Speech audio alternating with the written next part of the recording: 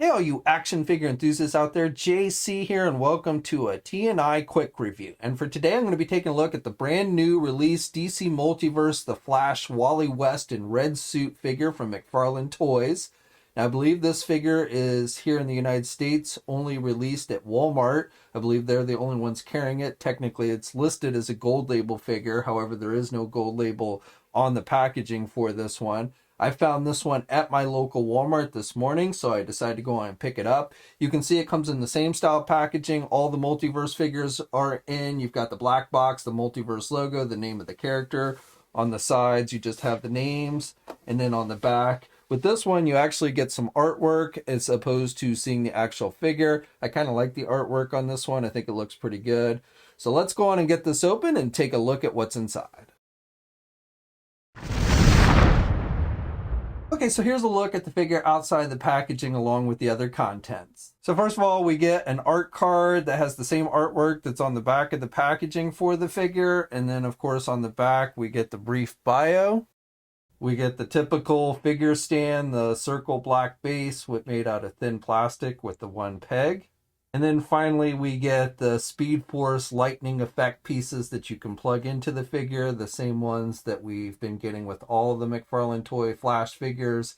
However, with these, they are done in kind of a translucent plastic with a little bit of a bluish tint to it. Okay, so now for the figure. So this is the same body as the reverse Flash that we got. So exact same body except for the head sculpt, including the hands. The left hand is different from the regular Flash figure. Otherwise, it's the same body as the Flash, but you get the closed fist on the right hand, and then you get this kind of open grip hand on the left hand. Again, the Flash, the regular Flash that we've gotten in this line is the exact same body except for the head, but again on the left hand it's completely open as opposed to this more kind of grip hand. So we saw this hand used with the reverse Flash and not the regular Flash, but the body itself is exactly the same between those two figures, only repainted. Paint applications, you know, they're not bad, they're solid. I don't really have any sloppiness. I will say I feel like the browns that they used on the lower body and the gloves, to me, is not completely comic book accurate.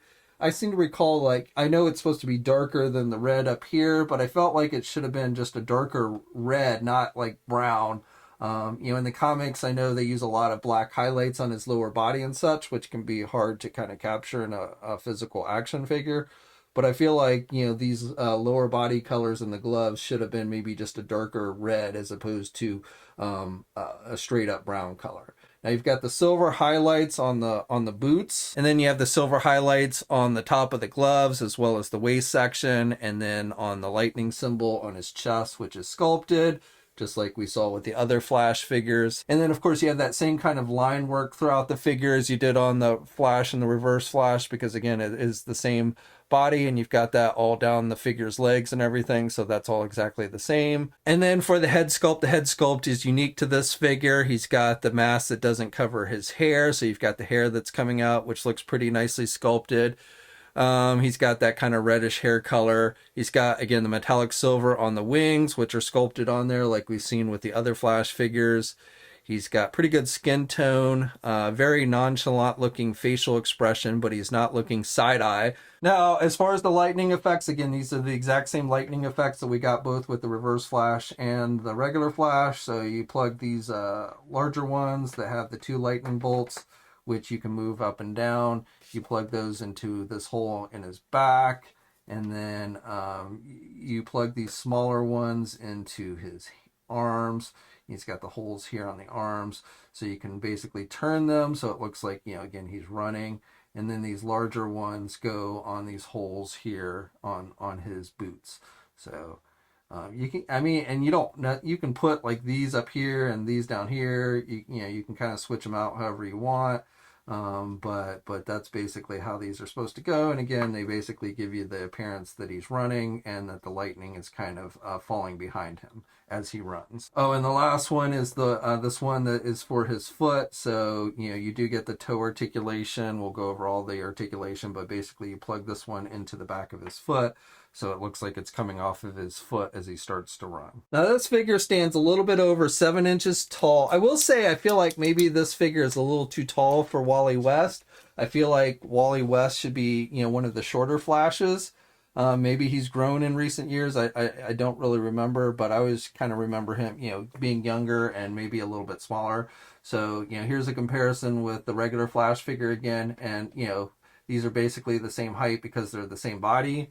So I do feel like perhaps scale-wise, this body isn't a perfect fit for Wally West. But if I'm wrong on that, if he has gotten taller in recent years or something, you know, be sure to let me know in the comment section below. Okay, and then for articulation, we'll go over it real quick. But again, it's the same as the other Flash figures. You can turn the head all the way around. He can look down, and then he can look forward, but he really can't get his head back. You get some pivot with this one a little bit. You can get the arms out good. You've got rotation. You have those butterfly type joints, so you get a little bit of extra movement there in the shoulder section. He's got a bicep swivel. He's got a double hinged elbow, so he can bend his arm pretty good. He's got rotation at the hands, hinges on the hands, so up and down movement. You get this midsection, so he can rotate there at the midsection. He can pivot to the left and the right. He really can't crunch forward a whole lot, but he can look back pretty good on this one. You get a waist swivel with this one as well. And again, he can kind of pivot forward a little bit and back there at the waist section. The crotch piece is done with a little bit harder plastic, so it's not quite as soft as we see with other figures, but again, it's the same type of material as the Reverse Flash and the regular Flash. So you can get the leg forward pretty good, and you can do the leg back. You've got that, not a traditional thigh swivel, but that's rotation up high there. So you get some rotation with the legs. And then, of course, you do get a double hinge knee. So he's got good bending for the knee, which is good for running positions. You have hinges on the feet, so up and down movement. You get the toe articulation on this one, which is good. You do not get boot cuff swivels and 2 peg holes on the bottom of the feet. Okay, so that's my review. So overall, I do have some issues with this figure as far as comic book accuracy. I think the brown on the lower body and gloves was the wrong choice. I think a darker red would have been better. I also feel like reusing the same Flash body, the Reverse Flash body, makes him a little too tall. I feel like in regards to those things, Mattel actually did a better job. I don't have that figure, but just looking at the images, I feel like perhaps it's a bit more comic book accurate. That's not to say this is a bad looking figure. I don't actually think the brown looks bad. I just don't think it looks super comic book accurate. I do like the lightning effects that you can attach to this one, so you can get him in some pretty cool running poses. So in regards to that, you know, I still think you can make him look pretty good on your shelf, especially if you do like this version of Flash. But again, just for comic book accuracy, I do feel like there are some issues with it. Now, this figure is a Walmart exclusive. It is starting to hit physical Walmart stores now. As I said, I found it at my local Walmart store this morning, which probably means most Walmarts are getting it in stock now. If my Walmart has it, usually that means most stores have it. It was available for pre-order a few weeks ago. I don't know if it's still available on the website. I went on and canceled my pre-order since I found it in the stores, didn't need 2 of them. So, you know, you might, if you don't want to try and find it at a physical store, you might check online.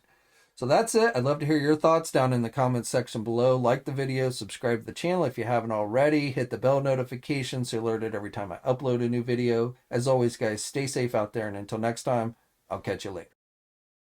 Hey, thanks for watching today's video, and be sure to subscribe to the channel if you haven't already, and hit that bell notification so you're alerted every time I upload a new video. And be sure to head over to the Toy News International and Marvelous News Message Boards communities. It's a great place to talk toys and win cool contests like $100 store credits to Big Bad Toy Store. And remember, action figures are great.